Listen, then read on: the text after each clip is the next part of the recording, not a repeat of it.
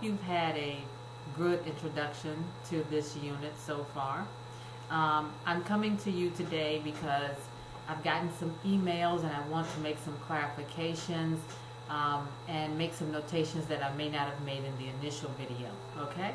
So I'm going to be looking back and forth because I have two screens up here to make sure I can address everything. Okay, so first of all, thank you for informing me when something is not visible to you as a student. I owe an apology to a student as well. I'm sorry I don't have your email up, indicating about going to the course content. I did not realize that information was out there. So, always let me know if you feel like you should be seeing something and you can't see it.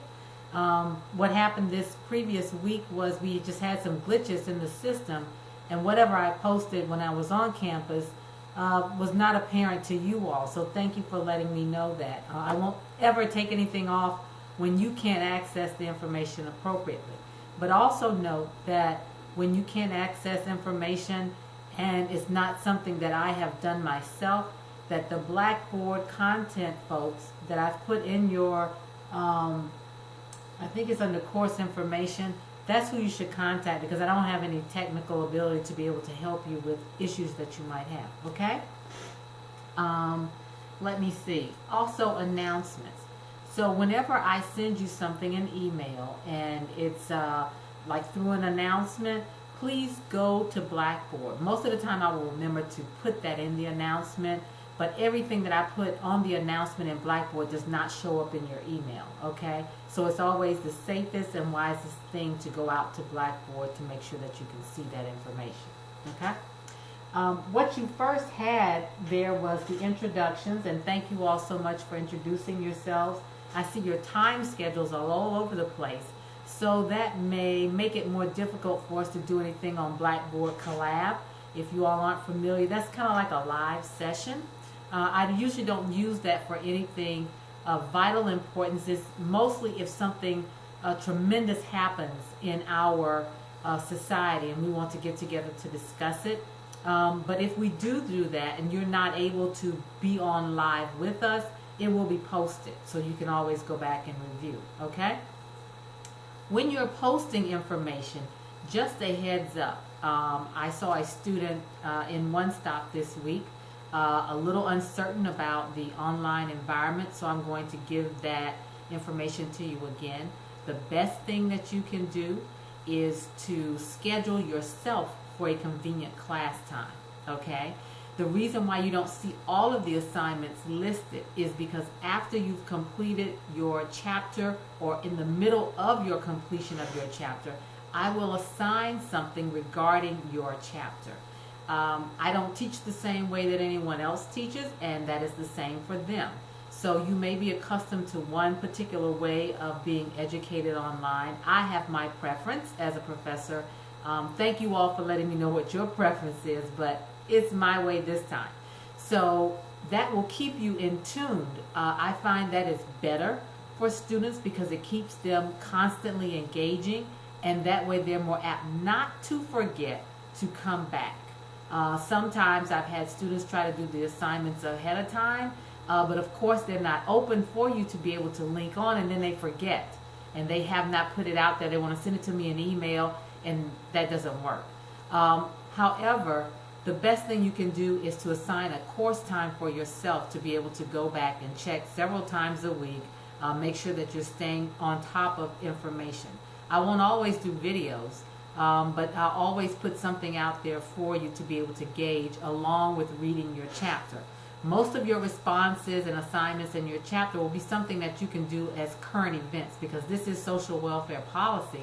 So we want to do something that's current with what's going on in our current government and social welfare policy administration. Okay? All right. So also on your assignments, let me tell you what I find other than people not staying in touch with the actual Blackboard assignments is not completing them. Some people will respond to the question, but they won't respond to the student. Or they'll respond to the question and the student, but they won't list the information that I've asked for.